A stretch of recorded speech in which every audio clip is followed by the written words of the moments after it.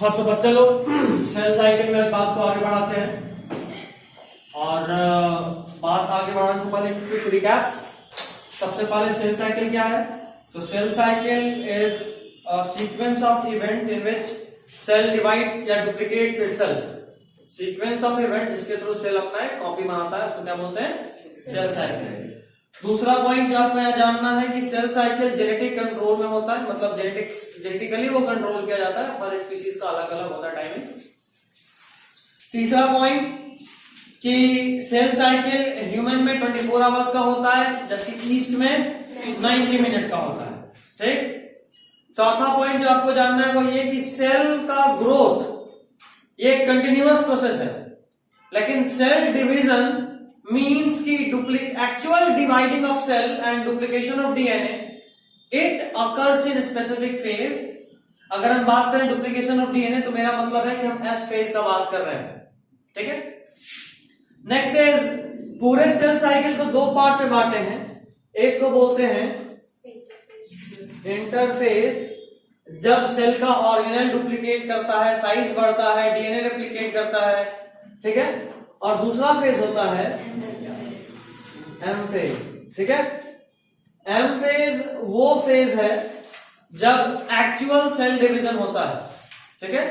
Interphase वो phase जब duplication of cell organelle हो, डीएनए डुप्लीकेट हो रहा हो, और एम फेज वो फेज है जब एक्चुअल सेल डिवीजन होता है। हाँ, अब और थोड़ा सा डीप में जाएं तो हम बोलेंगे कि इंटरफेज अगेन सब डिवाइडेड इनटू 3 फेज है, G1 फेज, S फेज और G2 फेज। और M फेज दो तरह का होता है, ये दो टाइप का नहीं है, दो तरह। ठीक है। इसके अंदर दो पार्ट नहीं है, दो तरह का। तो सर इसका दो एक ही था सर, मायोटिक और मियोटिक। हाँ तो वही तो बोल रहे, दो तरह। या तो ये होगा एक ही टाइप है, बोले लिखा है एक ही टाइप लिखवाए हैं। क्या लिखवाए हैं? फिर उसके नीचे लिखे हैं मायोटिक और मियोटिक। हाँ तो वही तो बोल रहे हैं कि या माइटोसिस या मियोसिस। वही तो बोल रहा हूँ, माइटोटिक या माइटोसिस या मियोसिस। तो आपको ध्यान ये रखना है इंटरफेज में सबसे पहले अगर हम बात करें G1 फेज का तो लॉन्गेस्ट फेज है G1 phase. Maximum increase in cell cycle कब होता है? G1 फेज में। अच्छा, इंटरफेज के लिए बात करें तो लगता है कि यार एम फेज में सेल डिवाइड करा तो इंटरफेज इनएक्टिव फेज है, जबकि मेटाबॉलिकली वेरी एक्टिव फेज होता है। मेटाबॉलिकली वेरी एक्टिव फेज होता है इंटरफेज। टोटल सेल साइकिल का 95% कौन होता है? ये इंपॉर्टेंट बात है। 95% ऑफ टोटल सेल साइकिल। तो ये कितना? ऐसा बात है, 95 हो गया तो बचा कितना? 5% ऑफ टोटल सेल साइकिल। ठीक है। आगे G1 फेज में और अच्छा एक और फेज होता है G0 फेज। बताए थे ये इनएक्टिव फेज होता है। G0 phase is an inactive phase. Interface भी तो सर आप इनएक्टिव फेज बोल रहे थे। इंटरफेस को इनएक्टिव बोले मेटाबॉलिकली वेरी एक्टिव फेज है, मोस्ट एक्टिव फेज में तुम कह सकते हो। इंटरफेस बहुत एक्टिव होता है। G0 फेज एक अलग ही फेज होता है। अगर किसी सेल को डिवाइड नहीं करना है तो non dividing cell G0 phase में चला जाता है। Non dividing cell G0 phase में, और जिस भी सेल को डिवाइड करना है वो बाकी इन सब में से किसी एक फेज में होगा। G1, S और G2 ये अलग ही तरह का फेज हुआ, और G1 और S के बीच में होता है G0। G0 फेज मेटाबॉलिकली एकदम से इनएक्टिव होता है, जैसे हार्ड सेल, इसको डिवाइड नहीं करना।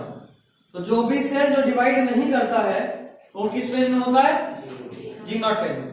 G0 फेज का मतलब क्या, वो सेल डिवाइड नहीं करेगा, एक किसी स्पेशल काम को करेगा। अच्छा, G0 फेज में permanent exit from cell cycle भी हो सकता है, temporary exit from cell cycle भी हो सकता है। मतलब क्या? परमानेंट मतलब एक बार G0 में चला गया तो चला गया, वापस नहीं आएगा। और टेम्पररी का मतलब होता है कि जरूरत पड़ने पे वो सेल जी नॉट फेज से वापस भी आ सकता है। G naught normally G naught phase में है, लेकिन अगर मान लो सारा सेल खत्म हो गया तो वो सेल जी नॉट फेज से भी वापस आएगा। ठीक,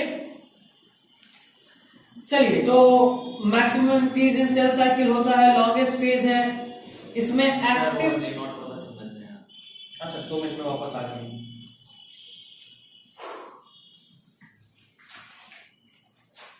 active synthesis of RNA and protein होता है। इसमें ऑक्सीजन कम हो रहा है।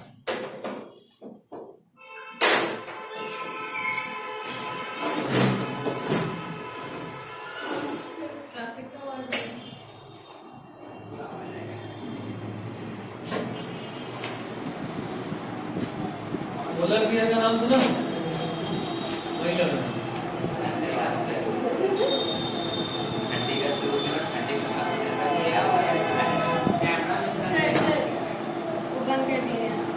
अच्छा, 1 मिनट, रिकॉर्डिंग में आवाज आएगा। 1 मिनट, थोड़ा सा वेंटिलेशन हो जाए तो 2 मिनट बंद कर दो। थोड़ा सा वेंटिलेशन हो जाएगा तो फिर बंद कर दो 2 मिनट। एक और तुम इस बारे में जान सकते हो कि G1 फेज में active synthesis of RNA and protein होता है। एक्टिव सिंथेसिस का मतलब ये कि बहुत ही तेजी में, बहुत तेजी में और बहुत ज्यादा अमाउंट आरएनए भी बनता है और प्रोटीन भी बनता है। डीएनए तो ऐसे में बनेगा, ठीक है। नेक्स्ट, मोस्ट सेल ऑर्गेनेल का डुप्लीकेशन G1 फेज में होता है। मोस्ट सेल ऑर्गेनेल का डुप्लीकेशन G1 फेज में होता है। अब वापस से सुनो G0 फेज। G0 फेज को हम लोग बोलते हैं क्विसेंट स्टेज। क्या बोलते हैं? Quiescent stage. ये एक ऐसा स्टेज है सेल साइकिल का। G0 phase is a stage of cell cycle in which there is temporary or permanent exit of a cell from cell cycle, in which there is temporary or permanent exit of a cell from cell cycle. Temporary और permanent exit of a cell from cell cycle का मतलब क्या? तो इसका simple मतलब होता है कि कोई सेल जो अभी सेल साइकिल में है और उसको आगे डिवाइड नहीं करना है, तो वो सेल क्या करेगा कि वहां से बाहर निकल जाएगा। सेल साइकिल में रहेगा तो लगातार डिवाइड करते रहना है, वो सेल साइकिल से बाहर चला जाएगा। या तो परमानेंटली, मतलब कभी आप डिवाइड नहीं करेगा, या फिर टेम्पररी। मतलब ये कि एक घर में 2 लड़का था, एक लड़का कसम खाए हुए था बाल ब्रह्मचारी, कोई मतलब नहीं वो शादी विवाह से, और दूसरा वाला बच्चा था कि नहीं भाई ठीक है वंश हम अकेले बढ़ा लें, ऐसा वाला कंडीशन। तो अभी बात यह है कि नॉर्मली तो ये जो दूसरा वाला बच्चा था वो था कि नहीं भाई बाल ब्रह्मचारी है, लेकिन अचानक से जो बड़ा वाला था टपक गया। अभी टपका तो अब उसके पास ऑप्शन नहीं, अभी फैमिली प्रेशर आ रहा है कि नहीं भाई तुमको शादी अब करना ही पड़ेगा और कोई ऑप्शन नहीं। तो ये था temporary exit from cell cycle, ठीक है। लगातार बाहर निकलने वाला बात नहीं था, बाहर थे बट जरूरत पड़ा तो वापस आना पड़ गया, ठीक। अभी कोई सीधा सन्यासी ही बन गया, घर बार सब छोड़ दिया, ये परमानेंट एग्जिट है, ठीक है। नहीं वो नागा साधु धोती है ही नहीं, खींचोगे क्या?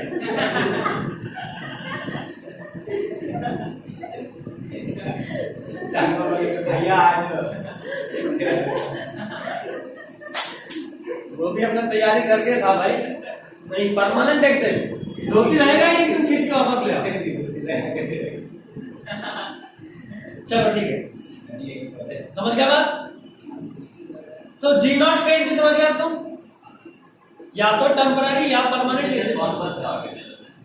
ऑर्गेनेल नहीं, सेल कोई भी सेल जा सकता है जरूरत, जैसे हार्ट सेल नॉर्मली डिवाइड नहीं करता, वो G0 फेज में जाकर बैठा रहता है, ठीक है। जैसा ऐसा कोई सेल जो मतलब कि जल्दी डिवाइड नहीं करता वो सब आता है क्या? जैसे सबका जल्दी नहीं बनता है तो जल्दी नहीं, वो सब जैसे neuron permanent exit from cell cycle हो जाता है, परमानेंटली सेल साइकिल से बाहर G0 फेज में, अब वापस आएगा ही नहीं, गया तो गया। इसलिए तो ब्रेन का डैमेज बहुत नाजुक होता है, एक बार डैमेज हो गया तो बहुत मुश्किल है रिकवर करना, ठीक है। रिकवरी कैसे होगी?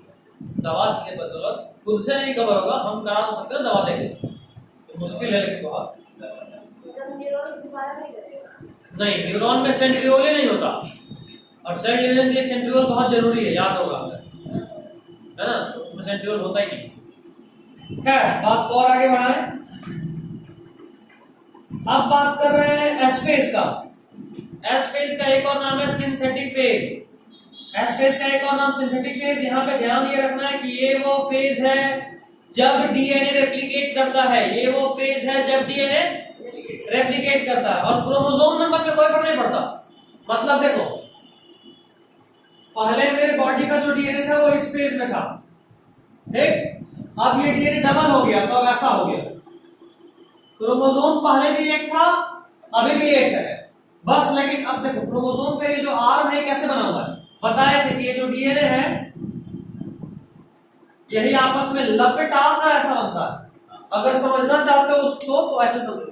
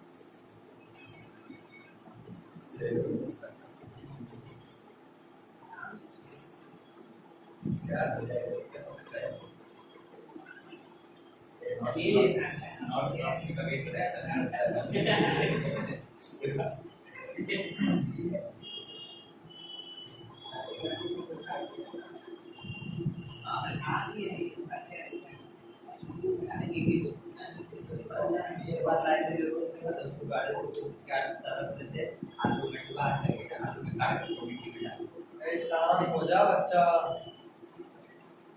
ये देखो ध्यान से, देखो डायग्राम, ये क्या है, देखो डीएनए इस तरह के प्रोटीन पे लपटाया और लपटाने के बाद देखो कैसा बन गया, देख रहे हो, देख रहे हो। अब देखो वो और एक दूसरे पे लपटाया, देखो कैसा बन रहा है, कोआइलिन सोलेनोइड की तरह हो गया। अब देखो वही सोलेनोइड कैसा कैसे बन गया, देखो कैसा दिख रहा है। तो क्रोमोसोम है क्या एक्चुअली में, DNA.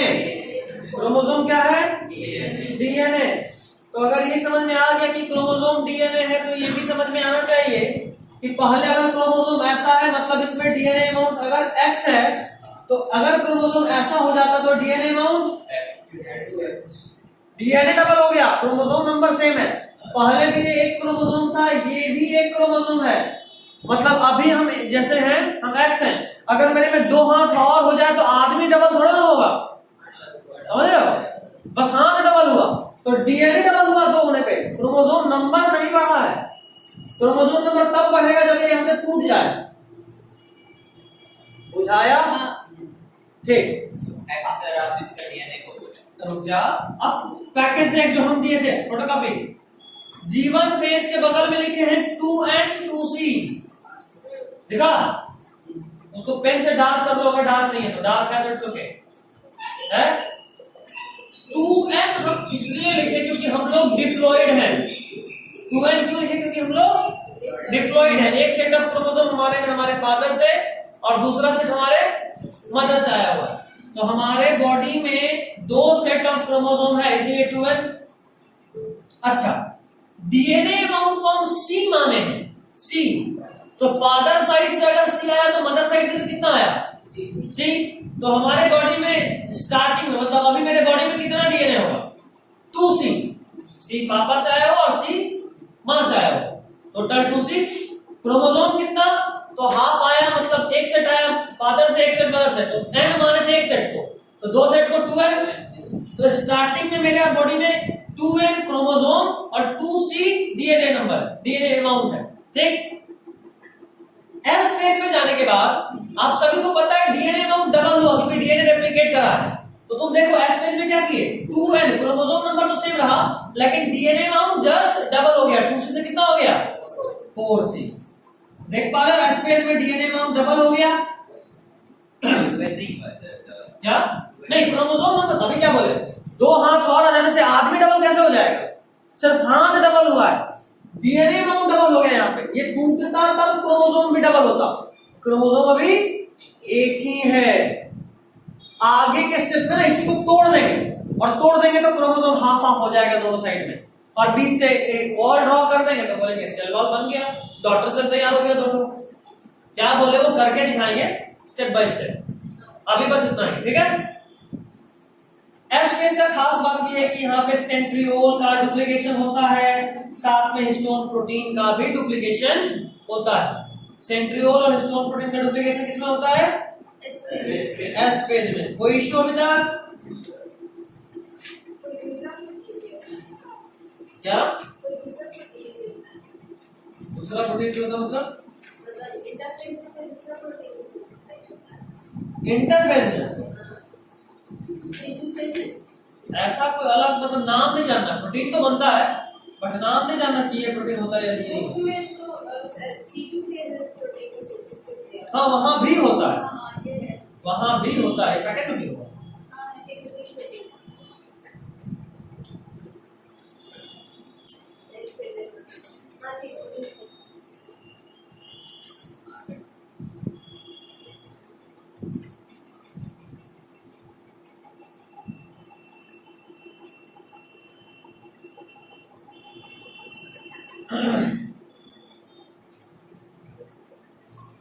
M phase, sorry M phase का G2 फेज।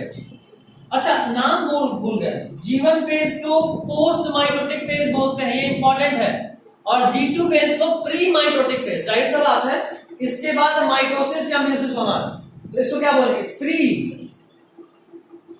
माइटोटिक फेज, ठीक है। अच्छा ये माइटोसिस हुआ, दो सेल डिवाइड हुआ, अब वो सेल फिर से डिवाइड करेगा, तो इसके बाद कौन सा प्रोसेस? तो इसको क्या बोलेंगे? Post mitotic phase. समझ रहे हो आप? चलिए तो G2 फेज का एक और नाम प्री माइटोटिक फेज। इसमें माइटोकॉन्ड्रिया, क्लोरोप्लास्ट और स्पिंडल फाइबर या स्पिंडल प्रोटीन का सिंथेसिस होता है। आरएनए प्रोटीन कंटिन्यूड रहता है, मतलब पहले भी था अभी भी है। स्पेशल क्या है G2 फेज में? माइटोकॉन्ड्रिया, क्लोरोप्लास्ट और स्पिंडल प्रोटीन। अब इसमें तो प्लास्टिडल माइटोकॉन्ड्रिया कहते हैं। किसमें? G2 फेज में। तो प्लास्टिड किसको बोलते हैं? तो फिर ठीक है, ये आगे जान लोगे। स्पिंडल फाइबर या स्पिंडल प्रोटीन बोलते हैं। हाँ स्पिंडल फाइबर जिस प्रोटीन से बना था उसका नाम ट्यूबिलिन होता है। तो लिखा हुआ है सर, तो ट्यूबिलिन क्या होता है? बता देंगे क्या होता है, सुने जरा। G1 फेज में क्या हुआ? मोस्ट सेल ऑर्गेनेल डुप्लीकेट किया, लॉन्गेस्ट फेज था, मैक्सिमम सेल साइज बढ़ा, आरएनए और प्रोटीन का सिंथेसिस हुआ, ठीक। एस फेज में क्या हुआ? डीएनए अमाउंट डबल हुआ, हिस्टोन डबल हुआ, सेंट्रियोल डबल हुआ। G2 में क्या हुआ? जो मेन था, दो मेन सेल ऑर्गेनेल जो डबल मेम्ब्रेन है, क्लोरोप्लास्ट और माइटोकॉन्ड्रिया, ये डबल हुआ, साथ में स्पिंडल फाइबर जिसमें कि जो प्रोटीन होता है इसका नाम है ट्यूबिलिन प्रोटीन, ये डबल हुआ। उसके अलावा आरएनए और प्रोटीन जो G1 फेज में बन रहा था वो अभी भी बन रहा है, नया नहीं बन रहा, कंटिन्यूड है। स्पिंडल प्रोटीन स्पिंडल फाइबर से आता है। स्पिंडल फाइबर होता है मेन, स्पिंडल फाइबर जिस प्रोटीन से बना उसको हम लोग कॉमनली स्पिंडल प्रोटीन बोल सकते हैं, या फिर उसका एक्चुअल नाम है ट्यूबिलिन। जैसे तुम जिस घर में रहती हो उस घर का कोई नाम होगा, तो जो एक्चुअल नाम है वो ट्यूबिलिन है। वैसे करके हमसे पूछे क्या नाम है उसका, बोलेगा फीफा का घर। समझ गए बात? वही रहा, ठीक। कोई कंफ्यूजन तो और एग्जांपल दे।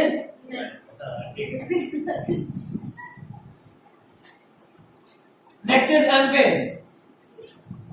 एम फेज को मोस्ट ड्रामेटिक फेज बोलते हैं। मोस्ट ड्रामेटिक फेज, ऐसा क्यों बोलते हैं भाई? ऐसा इसलिए बोलते हैं क्योंकि इसमें बहुत सारा इवेंट एक साथ होता है, इतना नौटंकी की क्या बता, इसीलिए मोस्ट ड्रामेटिक फेज बोले।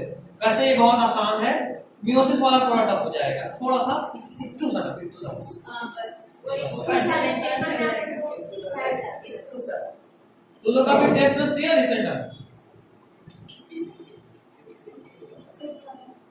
अच्छा हाँ, एक ऑफलाइन टेस्ट सोच रहे हैं आप, सर अभी थोड़ा टाइम के बाद बख्श दीजिए सर प्लीज सर ये बस टाइम अच्छा होना चाहिए। ठीक है 4 दिन का टाइम। देखो नहीं नहीं अभी सर घर पे कसम से बहुत गेस्ट इस हफ्ते लगता जाएंगे नहीं सर कसम से बहुत गेस्ट सर इस हफ्ते से सब पढ़े गए नहीं जा रहे अभी दीदा भी मत देखिए। तो बता रहे तेरे को उपाय, पेन ड्राइव लेना, उसमें एक मूवी डालना, आती थी तुम कब जाओगे, और हॉल वाले टीवी में लगा के हम तेज साउंड में देखना। एक डायलॉग बजाना बस, बात बात के पराग मचा दिए, समझ में आ क्या पहले कंट्रोल कंट्रोल।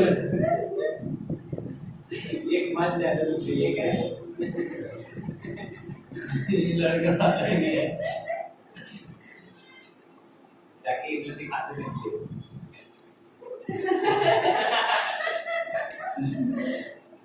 नहीं ठीक है, इतने भी खतरनाक वाले केस नहीं है। घर में घुसते के साथ वॉशरूम को चाटता पड़ा, जाने का नाम ही नहीं ले रहे। ले पर आ रहे हैं आ गए तो जा ही नहीं रहे, यहाँ सब लोग भाग रहे लेकिन भागने का नाम नहीं ले रहे। तुम ही लोग घर छोड़ के निकल जाओ। हाँ, नानी घर जाना है। अब सामने वाला अच्छा है कौन वैसे वो गेस्ट लोग? बिल्डिंग में शादी है तो यहाँ गेस्ट मुझे कह रहे हैं। अच्छा बिल्डिंग वाले यहाँ के है ना? हम लोग के भी रिलेशन में लगते हैं काफी क्लोज काफी क्लोज या काफी दूर? दूर के रिलेशन है मगर बॉन्ड काफी अच्छा है। अच्छा, साथ में काफी टाइम रहते हैं। तब ठीक है। इतने तो नहीं होंगे कि तुम बोलो कि हम नानी घर जाकर बोले ठीक है चलो हम भी नानी घर घूम के आते हैं। नानी घर पटना में नहीं है, कहाँ है? मुजफ्फरपुर और वहाँ थाना नहीं है। दूर नहीं, कहाँ मुजफ्फरपुर में कहाँ? 3 घंटा लगता आने जाने में, ट्रैफिक में नहीं 3 आवर्स कौन है दूर है? मेरे सीधी पटना से 1 घंटा। तेरा बहुत सारे दोस्त लोग वहाँ हैं। चलना तो हम भी चलेंगे। ये बात है मुझे क्या है? नहीं तुम्हारे नानी घर नहीं जाएंगे, मुजफ्फरपुर जाएंगे। रास्ते में छोड़ देना सर को, तब तक सर और जब लौटना होगा तो कॉल कर देना। वीकेंड में आके जाते हैं अगर जाना होता है तो।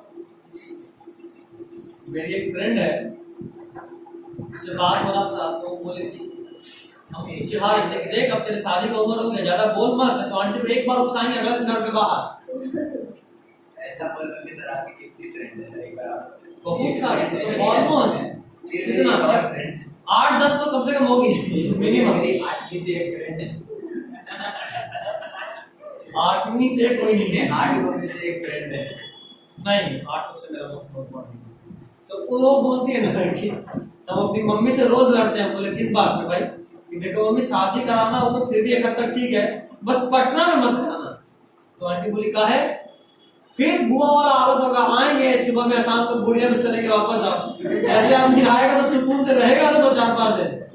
शादी करा पर पास में ना बहुत खराब होता है सर। हम बोले हाँ point, good point. Sir life Bihar करके पता चला हमारा भाई के जाना है बस वही उम्र रहेगी। चलते चलते ऐसा ही सीन है, हाथी नहीं अच्छा लेके चल जाती है भाभी खराब भाई के भाभी फरार है, भाई तो घर पे है ना, भाई को लेके फरार है। भाई को जाना ही पड़ेगा ना। अच्छा ऐसा वाला सीन है। अच्छा हम लोग बिहार में हैं। एक बड़ा से खराब होता है इस पर। केरला में होता है उल्टा, फीमेल डोमिनेटिंग सोसाइटी है वहाँ। वहाँ शादी के बाद लड़की का नहीं लड़का का विदाई होता है, और वो एक्चुअल तो मजाक वाला नहीं कि चलेगा बस, नहीं एक्चुअल किस्मत खराब है मजा आ जाता, मजा बिल्कुल नहीं आता। दहेज किसको मिलता है? केस कर उठाओगे। लड़की दहेज देगी तब ना अपराध है, लड़का देगा। पॉइंट इज ना कि हम लोग जो चीज देख रहे हैं ना हमारे लिए वही नॉर्मल है। अगर इसका उल्टा हो जाए तो हम लोग को खुद से अंदर से अजीब अजीब लगेगा। बात असल में ये है, तुम लोग का तुम्हारा दीदी लोग से झगड़ा होगा तो बोलती भी तो कब शादी करके भाग जल्दी। वो लोग वैसे भी यहाँ नहीं कर सकते, अच्छा तो झगड़ा नहीं करते वैसे। हाँ साथ साथ रहने की तब भैया बाबू का ऐसा तो करना है। पहले झगड़ा लड़का आज मूड में है, छत्तीसगढ़ में सच में गुलाब का फूल को ऐसा लग रहा है असर पड़ा है नहीं। यहाँ तक आ रहा है भाभी का पीछा करते करते तुम्हें तो काम नहीं करता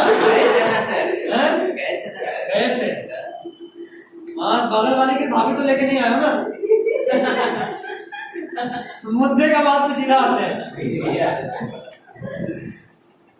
अपनी भाभी क्या है वहां तक ठीक है, बस अपना बगल में जो छोटा भाई है उसकी भाभी लेके मत आना, थोड़ा जल्दी हो जाएगा। साड़ी खोजने का है भाई अलग है सीन। लड़का लोग अलग अलग दुखे खत्म नहीं होता है। हमको याद आ गया वो दिन वीडियो कॉल वाला कहानी। तो अपनी मम्मी का सारे घूम रहे थे। मम्मी का नहीं, ये जो बहन के शादी के लिए बहन लोग डिस्कशन कर रहे थे क्या करना है। अच्छा 1 घंटे का 1.5 घंटे का 1.5 घंटे के बाद प्लानिंग है नहीं अभी नहीं मालूम है। फोन रख जल्दी, कोई बात नहीं। खैर चलो बात हो गया। नोटिफिकेशन होगा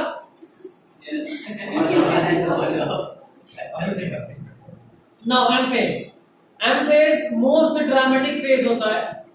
मोस्ट ड्रामेटिक बोलने से मेरा सीधा मतलब ये है कि एम फेज में बहुत सारे इवेंट्स एक साथ होते हैं, इसलिए इसको मोस्ट ड्रामेटिक फेज बोलते हैं। दूसरा कि ये वो फेज है जिसमें पहले जो न्यूक्लियर डिवीजन होता है। न्यूक्लियर डिवीजन बोले तो न्यूक्लियस डिवाइड करेगा। सेल डिवीजन उसके बाद पहले न्यूक्लियस डिवाइड, और जब 2 न्यूक्लियस बन गया और सेल ऑर्गेनेल तो पहले 2 बन चुका था है ना, वो तो इंटरफेज में बन चुका था, तो अब बस बीच से बंटवारे का लाइन खींचा जा रहा है। 2 भाई पहले 2 भाई था, 2 भाई में जमीन जायदाद तो पहले अलग अलग हो चुका था, शादी हुआ बस बीच में एक रूम का बाउंड्री खींचा गया। समझे, कुछ वैसा वाला हालत है। और वैसे भी न्यूक्लियस तो फीमेल ही होती है, लड़का का चलता ही कहाँ है ना, जैसा कि अभी साजन बताया छत्तीसगढ़ का बात कर रहे हैं, यहाँ वाला नहीं, यहाँ पे तो लड़का का भी चलता है। एक हफ्ता या भाभी खराब ले बोल बन सकता है, भाभी खराब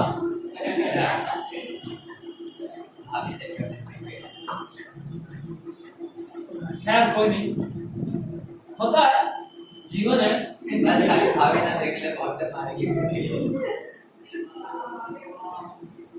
एयरपोर्ट में आएंगे सुई करके तेरे पे पंगी नहीं, यही लड़का बदनाम किया मेरा भाई का दिक्कत नहीं करते हुए ऊपर से बम गिरेगा है ना। कोई मुद्दे पे आते हैं। तो सबसे पहले न्यूक्लियस डिवाइड करा, और न्यूक्लियस के डिवाइड करने के बाद फिर सेल का भी डिवीजन हो जाता है। तो this is complete mitosis. Mitosis में सिंपल मतलब ये नहीं होता है कि सिर्फ न्यूक्लियस डिवाइड करेगा। माइटोसिस का मतलब होता है न्यूक्लियस भी डिवाइड करेगा, और न्यूक्लियस के डिवाइड करने के बाद साइटोप्लाज्म भी डिवाइड करेगा। कोई इशू? अब अगर बात करें और अच्छे से, तो total M phase, proper M phase सिर्फ 1 घंटे का होता है। Proper M phase last for only 1 hour. Diagram में ठीक ऊपर लास्ट लाइन। हाँ ठीक है, उसके ऊपर 24 आवर के एवरेज सेल साइकिल में एम फेज जो प्रॉपर होता है वो सिर्फ 1 घंटे का होता है। ठीक है, मतलब एक दिन में तो पूरा पहले इंटरफेज हुआ, सेल ऑर्गेनेल डिवाइड, फिर डीएनए डिवाइड, फिर chloroplast, mitochondria, spindle fibre divide, इसी में 23 घंटा लग गया। एक्चुअल न्यूक्लियस की डिवाइड करने में सिर्फ 1 घंटा लगा। हाँ लगातार हुआ। ठीक है, जैसे अभी तुम पेन से अपने गाल में सटाए 2005 सेल तो तुम ऐसे ही मार देंगे, सेल कहां से आएगा? धीरे धीरे अगर सेल नहीं आया दोबारा तो धीरे धीरे यहाँ गड्ढा हो जाएगा। तो यहाँ से गाल मतलब यहाँ उंगली डाले और मुंह से बाहर आ गया, ऐसा वाला हाल। उसके लिए जिंदगी की लगातार सेल डिवीजन होता है।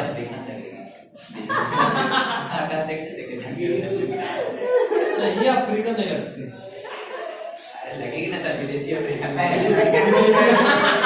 कोई लॉजिक नहीं है।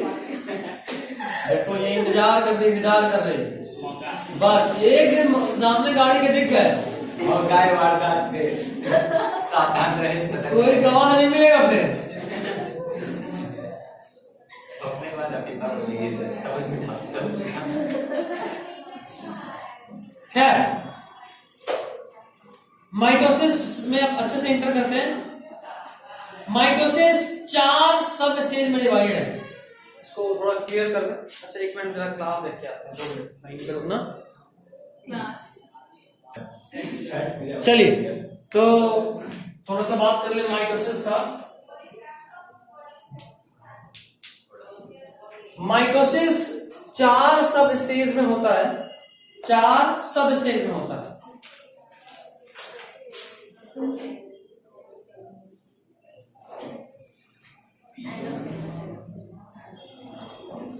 प्रोफेज, मेटाफेज, एनाफेज और टेलोफेज। एनाफेज क्या है? साइटो ये अभी ये न्यूक्लियस की डिवाइड करने का स्टेज है। ये किसका स्टेज है? न्यूक्लियस की डिवाइड करने का। जब न्यूक्लियस डिवाइड हो जाएगा उसके बाद बीच में बस एक सेल हो। जैसे मान लो ये एक सेल था, सेल ऑर्गेनेल तो इंटरफेज में ही डिवाइड हो गया। इसका जो न्यूक्लियस था वो देखो डिवाइड कर रहा है।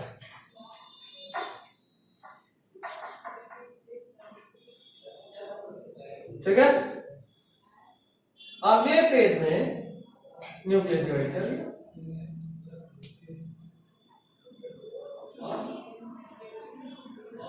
और जैसे ही न्यूक्लियस डिवाइड कर गया तो अब कुछ नहीं, अब बस बीच में एक सेल वॉल बन जाएगा। और जैसे ही सेल वॉल बनेगा, अब ये 2 सेल बन गया, सेल वॉल बनेगा, उसके बाद फिर सर एक ऐसा ही फेज बन जाता है ना सर कि 2 न्यूक्लियस एक ही टाइम पे रहते हैं। ऐसा बात है। अभी ये जब डिवाइड, ये सेल वॉल जब बनना शुरू हुआ होगा, शुरू होने से पहले तो 2 न्यूक्लियस नहीं है। हाँ, ये तो शुरू ही हुआ है, लेकिन अभी भी एक सेल है और 2 न्यूक्लियस है। जब ये कंप्लीट हो जाएगा तो ये अलग होना, इसका इसमें कन्वर्ट होना इज ये 4 फेज, और ये वाला वॉल का ले डाउन होना इज साइटोकाइनेसिस। ठीक है, चलिए, तो पहला is prophase. Prophase is the longest phase of M phase. ये सब याद रखना है। प्रोफेज में देखो, सबसे पहले किसी सेल का अगर न्यूक्लियस को डिवाइड करना है तो सबसे पहले उसका जो न्यूक्लियर मेम्ब्रेन है वो डिसॉल्व होता है। मतलब न्यूक्लियस को डिवाइड करने से पहले मेरा एम ये है कि हम उस न्यूक्लियस के अंदर जो भी क्रोमोसोम है उसको बाहर निकालें, क्योंकि हाफ हाफ करते हुए डिवाइड करना है। मेरा एम सिर्फ ये नहीं है कि हम बस बीच में दीवार डाल दें, नहीं, मेरा एम ये है कि हम इस तरीके से डिवाइड करें कि दोनों न्यूक्लियस में सेम नंबर ऑफ क्रोमोसोम जाए। ठीक ठीक, कहा नहीं, वो यहीं पे नहीं, मुंडी झुका हुआ था जरा। नहीं, वो समझ गया। अभी हम अगर चाह रहे हैं कि हम सबका दिमाग 2 इक्वल हाफ में बटे, मतलब 2 टीमें, टीम ए टीम बी, और दोनों को बराबरी मिले किसी गेम में, उसके लिए जरूरी है कि दोनों लोग एकदम बराबर बराबर तरीके से दोनों साइड से दिमाग लगाएं। तो अगर बंटवारा, अब देखो इसी इतने ही 6 लोग अभी इस क्लास में हैं, और 6 लोगों को बंटवारा करने का 2 तरीका हो सकता है। तरीका नंबर 1, फरहान, साजिद और सारद को एक तरफ भेज दिए, और बाकी जो 3 हम लोग हैं, विभूति, तुम और हम लोग एक साइड हो। अभी इशू ये हो गया कि तुम तीनों का पूरा बुद्धि उधर लग रहा है, और हम तीनों का पूरा बुद्धि मान लो टीम बी की तरफ से, तुम लोग का टीम ए की तरफ से। तो क्या ये एग्जैक्टली बराबर है? क्या दिखने में 3 ही दिख रहे हैं, बट बाय ब्रेन सबका अलग अलग एबिलिटीज है। तेरा कुछ एबिलिटी, तेरा कुछ एबिलिटी, तेरा कुछ, इन दोनों का कुछ और मेरा कुछ। गाड़ी घोड़ा है सर, भगवान का खुद ठोक देंगे बांध के। लगी में थे ठोक दिए। नहीं, मेरे पास तो परमानेंट बन गया। इसके बाद हम गवा रहे हैं, गलती ठोकाया है। तो कहने का सिंपल मतलब ये है कि ये बराबरी का मुकाबला नहीं था। तो दूसरा आदमी बोला कि नहीं भाई ये चीटिंग हो गया, जैसे कि तुम बोला। तो एक काम करते हैं, फरहान को भी 5 मिनट, फरहान को पूरा का पूरा 5 मिनट टीम ए के लिए काम किया, 5 मिनट टीम बी के लिए काम किया। तो उसी तरह साजिद भी 5 मिनट टीम ए, 5 मिनट टीम बी, सौरभ भी 5 मिनट टीम ए, 5 मिनट टीम बी, उसी तरह विभूति, अफीफा और हम। तो अब जो दोनों टीम का मालिक है वो बोल रहा है कि हाँ ये बराबरी वाला बात है, हर आदमी का जो भी एबिलिटी है वो एबिलिटी को हम 5 मिनट तक यूज कर सकते हैं, 5 मिनट तक वो कर सकता है। तो जो सेल के अंदर क्रोमोसोम है, मान लो इस सेल में 4 क्रोमोसोम था, 1 2, सॉरी ये तो एक ही है ना, डिप्लॉइड हम लोग, पता है ना। हर क्रोमोसोम का हमारे बॉडी में 2 सेट है, तो ये एक सेट का 2 सेट, क्रोमोसोम नंबर 2 का भी 2 सेट, क्रोमोसोम नंबर 3 का भी 2 सेट, और क्रोमोसोम नंबर 4 का भी 2 सेट। अब इसको डिवाइड करने का 2 तरीका हो सकता है, या तो ऐसे बांटते हैं, क्या ये बराबरी का डिवीजन है? नहीं। इस वाले सेल में क्रोमोसोम नंबर 1 दो गया, क्रोमोसोम नंबर 2 दो गया, लेकिन क्रोमोसोम नंबर 3 और 4 है। उसी तरह इस वाले सेल में क्रोमोसोम नंबर 1 और 2 नहीं है, 3 और 4 है। ये तो बेईमानी होगी। दूसरा आदमी जो समझदार था, चलो सीधा सीधा बोलते हैं, हम थे, तो वो डिवीजन ऐसे किया। इससे क्या हुआ? इससे ये हुआ कि अब इन चारों का ताकत इसमें भी है और इन चारों का इसमें भी है, तो हम ऐसे कैसे बांट सकते हैं? तो पहला तो तरीका ये होना चाहिए ना भाई कि क्रोमोसोम को बाहर निकालें, फिर ना करेंगे हर क्रोमोसोम भाई एक एक, नहीं, ये चीटिंग हो जाएगा कि किसी को 2 दे, अगले को अगला 2 दे, नहीं।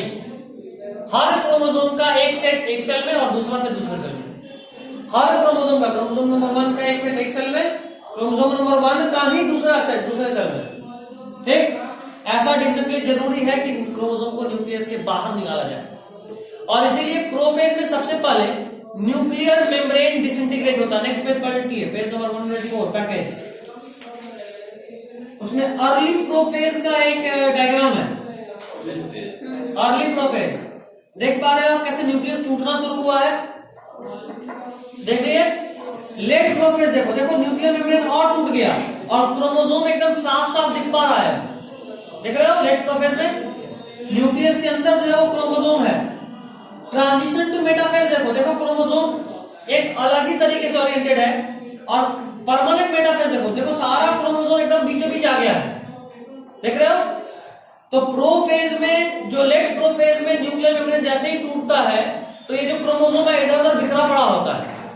उसके बाद क्या होता है, उन सबको देखो रस्सी से बांधे हैं, देख रहे हो, सारे क्रोमोसोम एक थ्रेड लगा हुआ है, वही है स्पिंडल फाइबर, वही है स्पिंडल फाइबर।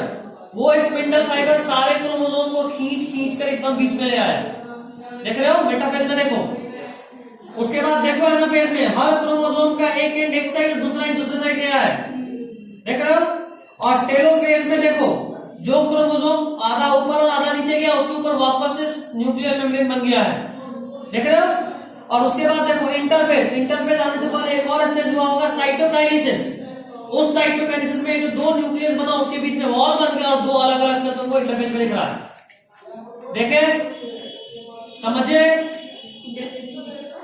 हाँ, तो हम क्या बोले थे कि यहाँ पे जब ये G2 हो जाएगा उसके बाद फिर से, मतलब M फेज होगा, M फेज के बाद फिर से G1 फेज होगा। थ्रेड निकला वो क्या है? वो स्पिंडल फाइबर है। ये जो थ्रेड निकाला वो छोटा छोटा नहीं दिख रहा, वो भी स्पिंडल फाइबर है, वो भी। अब समझते हैं। प्रोफेज लॉन्गेस्ट फेज है एम फेज का।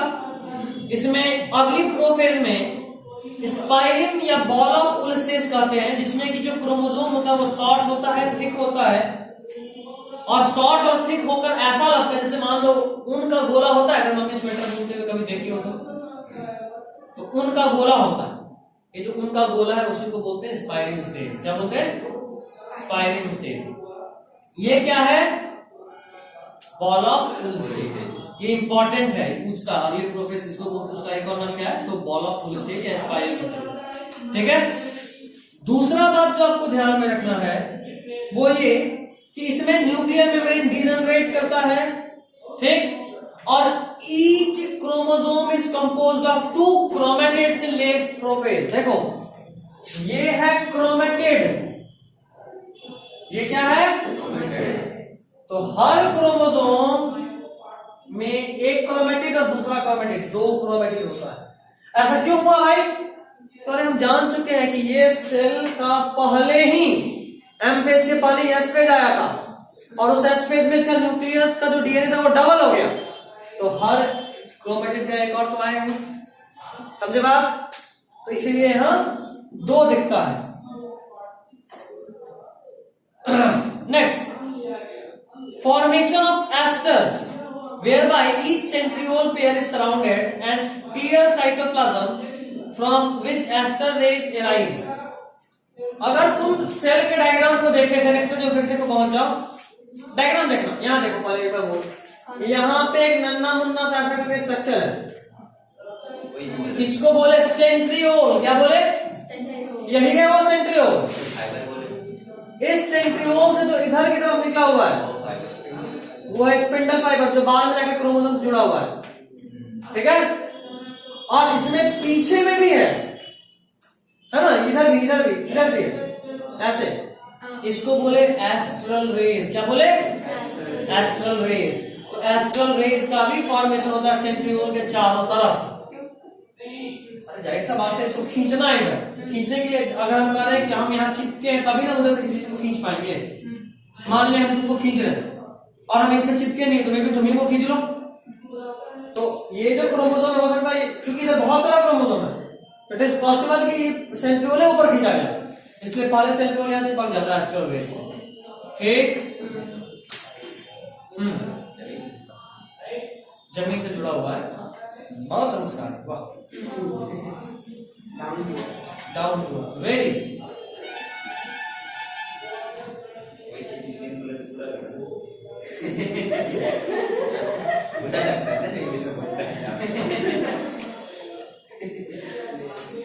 कोई नहीं, भावना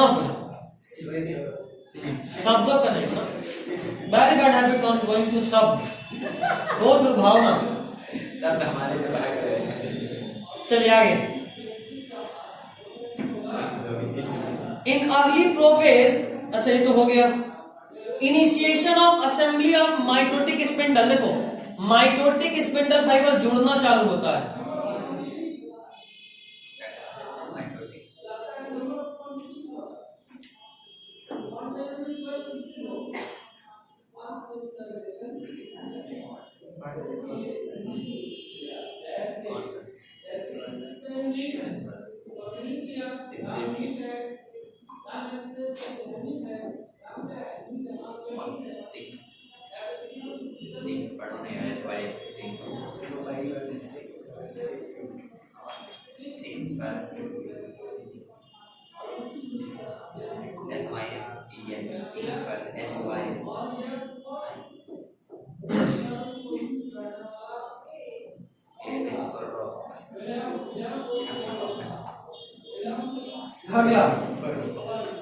initiation of assembly of mitotic spindle तो हो गया, माइटोटिक स्पिंडल फाइबर भी बनना शुरू हो जाता है।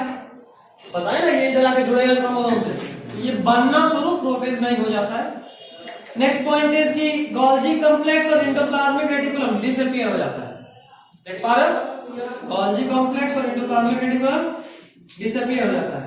ये डुप्लीकेट नहीं करता है उसमें प्रोफेज में गायब, अर्लियर ये डुप्लीकेट नहीं करता है, हो चुका होता है पहले में, पैकेज का गायब क्यों हो जाता है? गायब नहीं होता करेगा तब उसके लिए। क्या, पैकेज तो फिर आ जाएगा। अच्छा हाँ, गायब परमानेंट गायब नहीं होता। क्या गायब हो गया। डिजॉल्व हो गया, मरने के बाद कहाँ जाता है? ये सवाल हुआ, एक सेकंड, खत्म, टाटा फिनिश। तो फिर डुप्लीकेट ही क्यों किया? उसको फिर वापस भी लौट के आना है, इसीलिए। अरे नहीं, पूर्ण तो वापस नहीं आएगा। ये जो तुम्हारा सवाल है, इस सवाल का जवाब इसके रूप में नहीं दिया जा सकता। आइए कंफ्यूज हो रहे ये सीधा एमएससी में मिलेगा। तो थोड़ा सा हम बताना चाह के भी नहीं बता सकते कि कैसे क्या होता है। जो तो बढ़ बताइए। गोल्जी कॉम्प्लेक्स या इस तरह का जो भी चीज है ना, गोल्जी कॉम्प्लेक्स और एंडोप्लाज्मिक रेटिकुलम, इसको डिसॉल्व होना जरूरी क्यों, हम ये बता देते हैं। एक्चुअली न्यूक्लियस से सटा हुआ ये सब होता है, तो अगर न्यूक्लियर मेम्ब्रेन में नहीं रहा तो कहाँ रहेगा? समझे बात? तो नुकसान होना तो समझ में आता है, लेकिन आपको ये नहीं समझा कि पहले डुप्लीकेट क्यों हुआ जब इसका अभी जरूरत ही नहीं थी। अभी जरूरत नहीं, बाद में मैं तो अरे अभी तो जो डिलीट बयान बन करो। गया, वापस जब बनेगा तो फिर उधर किधर से आएगा? हाँ देखो सेल ऑर्गेनेल को डुप्लीकेट होने का ऑप्शन अभी नहीं है। जो पहले डुप्लीकेट हो चुका था वही डुप्लीकेट होता है, अभी सिर्फ गायब होता है, ऐसे जैसे कभी था ही नहीं, लेकिन वो वही रहता है। तो यानी वो सामने से वहाँ पे अपीयर कर जाएगा। हाँ कुछ वैसा नहीं, ठीक है। ज्यादा मत सोच, संभव में से नहीं पढ़ा सकते अभी। तो एक छोटा सा पॉइंट तो समझा सकते हैं ना, गायब कैसे हो सकता है? अरे इसका पूरा प्रोसेस है। ये उतना तो हमको नहीं पड़ेगा समझते। उम्मीद थी ये भी सकते हो। खैर चलो आगे। तो सेंट्रियोल जो है, ये लाइन इम्पोर्टेंट था। हाँ गायब होता, बस याद रखना है। इंडोप्लाज्मिक रेटिकुलम और गोल्गी बॉडी गायब हो जाता है प्रोफेज के एंड में, ठीक। नेक्स्ट पॉइंट, अच्छा सिर्फ यही दोनों नहीं, न्यूक्लियोलस, न्यूक्लियर मेम्ब्रेन भी गायब हो जाता है। लिखा हुआ है सर इसमें, लिखा है मगर ऐसा लिखा है यहाँ से लिख लो अच्छे से। 4-5 नंबर।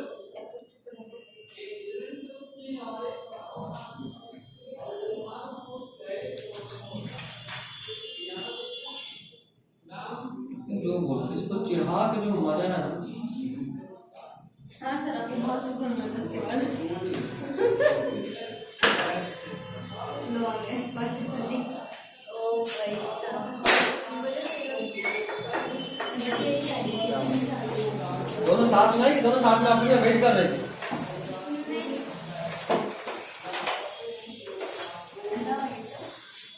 क्या तुम्हारे लिए नहीं आ रहा है, हाँ नहीं है।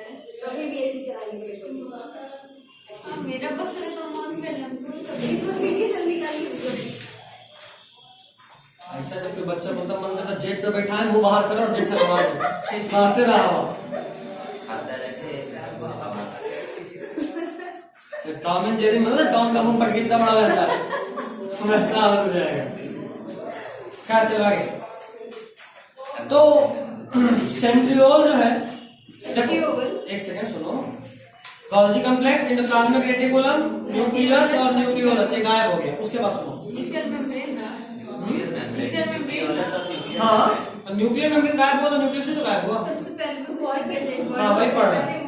सेंट्रियोल जो है वो begin to move towards opposite pole. देखो सेंट्रियोल नॉर्मली सेल में साइटोप्लाज्म में बिखरा पड़ा होता है, लेकिन प्रोफेज के एंड आते आते ऑपोजिट पोल, मतलब एक यहाँ और दूसरा वाला यहाँ, क्या सेंट्रियोल ऑपोजिट पोल पे पहुंच जाता है, एक वहाँ एक यहाँ और एक यहाँ, ठीक।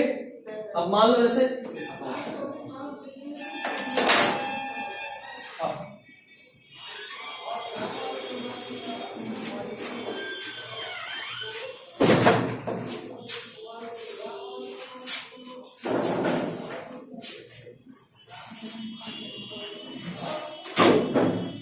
यहाँ पे तेरा क्रोमोसोम है, कितना पागल मनुष्य है सर, जो बंद करा रहे हैं।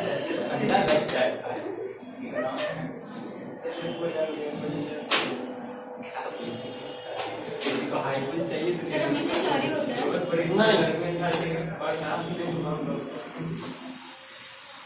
ज्यादा भी हो सकता है। हाँ बहुत ज्यादा हो सकता है। हमारे में 23 पेयर्स होता है। सर एक ही लाइन तो हो गया, आप दो दे रहे हैं। ये तो मिटा रहे हैं।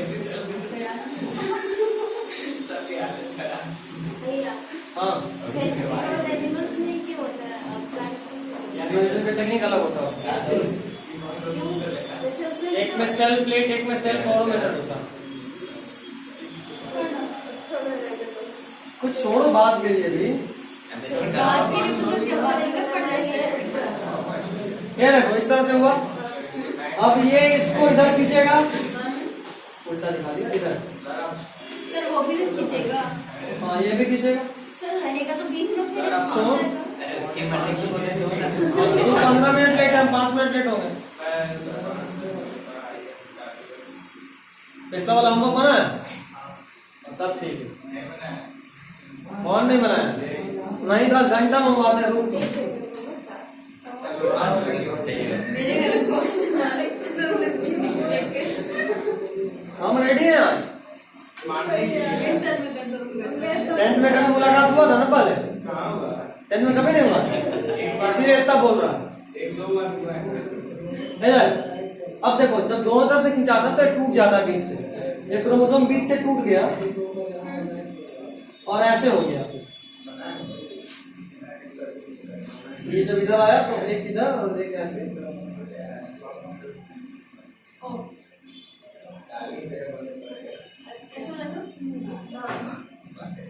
ये जो क्रोमोसोम का आधा वाला पार्ट चूंकि खिंचा रहा है ना, तो खिंचा रहा तो जो यहाँ से पकड़ा हुआ है वो आगे आ रहा है और बाकी जो दोनों हैंड है वो पीछे छूट रहा है। वैसे इधर भी होता है। हाँ समझ गया। आपको इतना डायग्राम बनाने की जरूरत नहीं। सर समझ दिए। ठीक है ना? ठीक है, ऐसा। खैर चलिए, तो उससे पहले इन दोनों के बीच में एक चीज होता है। अभी तक क्रोमोसोम बिखरा पड़ा था, सबसे पहले इन सारे क्रोमोसोम को बीचों बीच लाया जाएगा। ठीक है, बीचों बीच। और ये जो बीचों बीच जब आता है तो इस एक तरह का इमेजिनरी प्लेट बनता है, इसको बोलते हैं मेटाफिजिक प्लेट। क्या बोलते हैं? Metaphysic plate. तो पहले मेटाफिजिक प्लेट पे आया, उसके बाद वहां के बाद जो ये स्पिंडल फाइबर है वो खींचना शुरू किया, तो वो खिंचाया और 2 पार्ट में टूट गया। कभी ऐसा हो सकता है 2 भी हो जाए, मतलब 3 में हो जाए? ऐसा तो नहीं होता, कई बार ऐसा होता है कि एक इधर वाला थोड़ा कमजोर था तो ये स्पिंडल ही टूट गया, ये पूरा का पूरा आगे चला गया। इसमें एक नहीं गया, एक इसमें अधिक हो गया। बहुत बड़ा प्रॉब्लम होता है। XXY का जो केस होता है, क्लाइनफेल्टर सिंड्रोम, जो नॉर्मली हम लोग देखते हैं कि आधा बॉडी मेल और आधा बॉडी फीमेल है, वो इसी में होता है, ट्रांसजेंडर। हाँ, अब मान लो एक एक्स्ट्रा एक्स आ गया तो इसमें XXY हो गया। XY नॉर्मल था और एक और एक्स आ गया इधर वाले का, तो XXY। और इस वाले से एक एक्स कम हो गया तो X0 हो गया। क्या XY कैसे होगा? Y तो हमेशा ये होता है। ठीक है, चलिए बाकी अगले क्लास में this is all for today.